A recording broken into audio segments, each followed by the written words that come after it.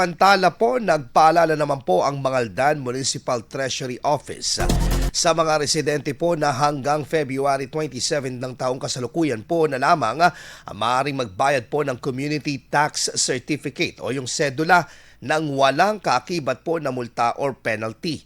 Ayon sa abiso, ang sino mang magbabayad po ng sedula matapos po ang itinakdang deadline ay papatawan po ng 24% interest per annum at alinsunod po sa umiiral po ng mga patakaran.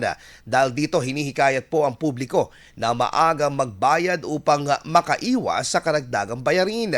Bukas ang tanggapan mula Lunes hanggang Biyernes, alas 8 ng umaga hanggang alas 5 ng hapon para sa anumang katanungan hinggil sa komputasyon ng kanilang sedula. Samantala, paalala naman ng lokal na pamahalaan ng Mapandan na sa mga negosyante at miyembro po ng TODA na mag-renew ng business at tricycle permit na magtatagal hanggang January 20. Hinihikayat ang mga nasabing sektor na magtungo sa kanilang Municipal Treasurer's Office upang maging maayos at tuloy-tuloy ang operasyon ng kanilang negosyo at hanap buhay.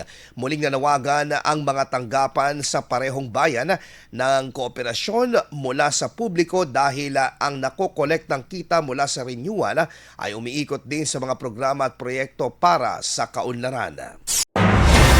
IFM News. IFM News. IFM News.